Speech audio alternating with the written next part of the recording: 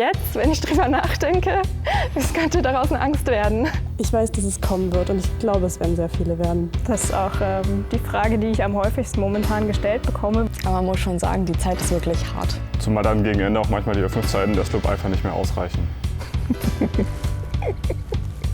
Okay. Momentan alles entspannt, relativ.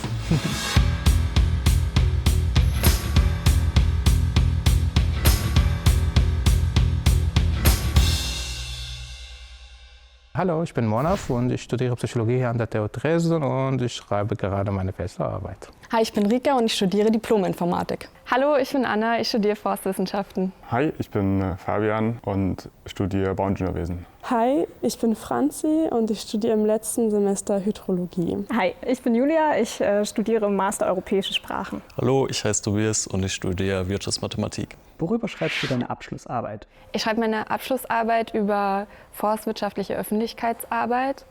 Ich analysiere das Selbstbild forstlicher Akteure und schaue mir an, wie ist deren Selbstdarstellung, wie ist deren Corporate Identity aufgebaut. Vereinfacht gesagt geht es um das Biegen von Holz und das versuchen wir in einem Baumaßstab umzusetzen. Ich schreibe meine Bachelorarbeit über Modellbewertung. Suche ich mir ganz viele Daten aus dem Internet heraus, Niederschlag, Abfluss, Temperatur und so weiter und gucke, ob das Modell, was die Daten quasi produziert hat, die gut produziert hat. Es geht um den Einfluss von Remote-Arbeit auf die Work-Life-Balance. Ich schreibe meine Arbeit darüber, dass ich Menschen mit Autismus bzw. ADHS beim Aufgabenmanagement unterstützen möchte. Ich schreibe meine Masterarbeit über die Perspektivierung in der Sportberichterstattung bzw. in der Öffentlichkeitsarbeit vom Sport. Das heißt, wie Sieg und Niederlage in der Öffentlichkeitsarbeit im Radsport in meinem Fall sprachlich ausgedrückt werden. Meine Abschlussarbeit schreibe ich über Turing-Pattern. Das ist eine Anwendung in der Biomathematik. Wie hoch ist das Stresslevel bei dir gerade? Okay. Dafür, dass es nicht mehr so viel Zeit ist bis zur Abgabe, eigentlich noch ganz okay. Ich habe noch ein bisschen was vor mir, aber ich sehe noch nicht, dass ich am Ende Nachtschieben schieben muss. Ich habe jetzt gerade erst angemeldet, das heißt, ich habe noch die ganze Arbeitsphase vor mir und bin dann noch entspannt. Es ist ziemlich hoch. Es liegt aber auch daran, dass ich gerade am Grundlagenteil sitze und der ist für mich ziemlich schwer, weil ich nicht so ein Mensch bin, der gerne recherchiert. Ich denke, wenn ich dann durch diesen Teil durch bin, wird das Stresslevel ein bisschen geringer. Aber man muss schon sagen, die Zeit ist wirklich hart. Stresslevel ist gerade leider hoch. Also neben der Bachelorarbeit mache ich auch jetzt mein Berufspraktikum und die zwei also parallel zu machen, ist anstrengend. Aber schaffe ich, ist machbar. Im Verlauf des Studiums ist das letzte Semester ein bisschen stressfreier, was rein die Lehrveranstaltungen angeht. Und dadurch, dass die Abschlussarbeit auch erst vor 2-3 Wochen begonnen hat, momentan alles entspannt, relativ. Hast du schon Strategien gegen Stress dir überlegt? Die Strategien entwickelt man ja hoffentlich im Laufe des Studiums, wie man mit Stress umgeht. Und ich denke, ich bin gut vorbereitet.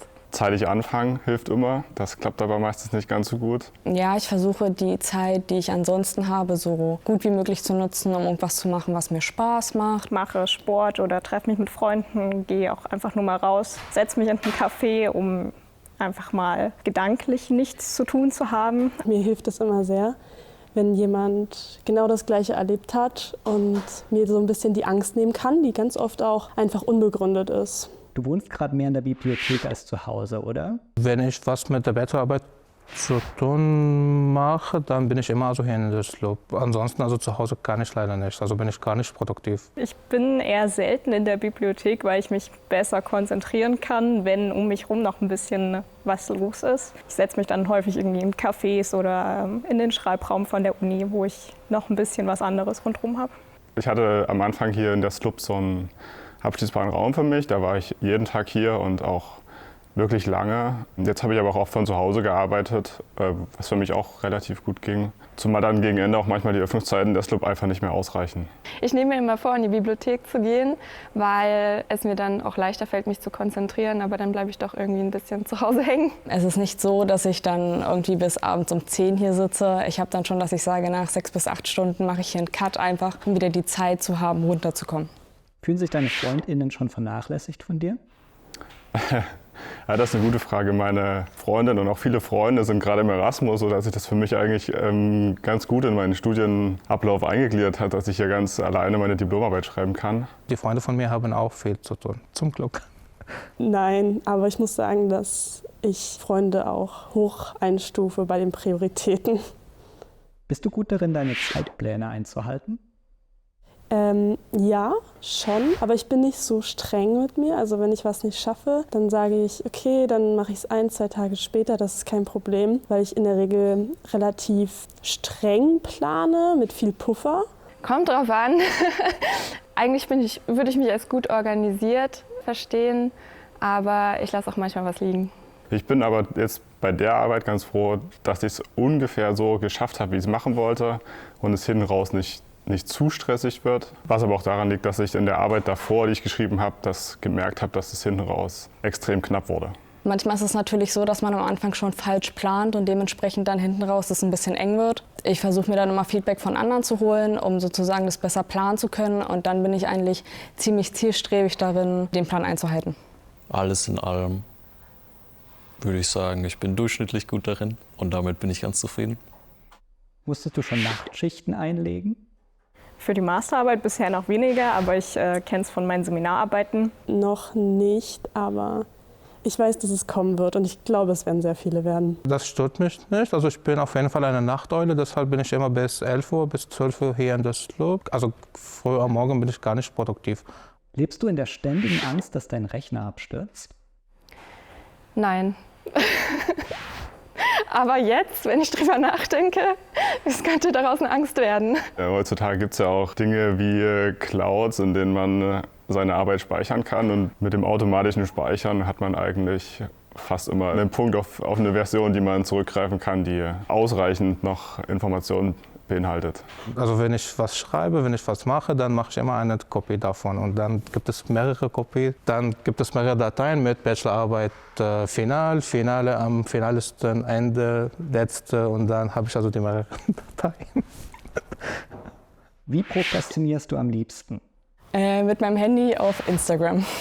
In der Mensa das Essen möglichst lange zu gestalten, finde ich sehr gut. Und zu Hause bin ich auch ein sehr großer Fan von YouTube-Videos, einfach unendlich lange weiterklicken.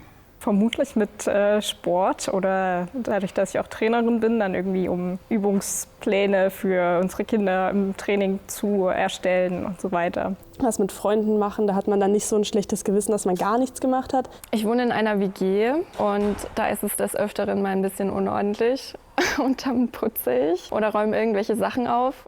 Hast du für nach dem Studium schon alles geregelt? Gar nicht so wirklich, nee. Also ich werde erstmal noch ein bisschen Auszeit nehmen, damit ich nicht im Sommer sofort arbeiten gehe und gar keinen Urlaub nehmen kann und werde die Zeit dann auch auf jeden Fall nutzen, um mir einen Arbeitgeber zu suchen.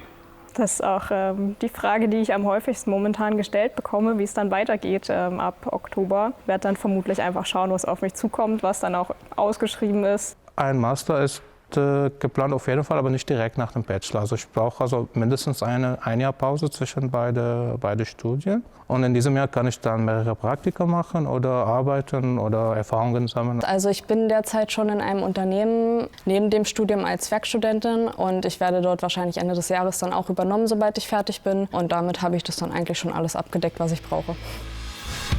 Und das war's mit dieser Folge der Sitzgelegenheit. Vielen Dank fürs Zuschauen. Lasst uns gerne mal einen Kommentar da, welches Thema ihr als nächstes in der Sitzgelegenheit sehen wollt.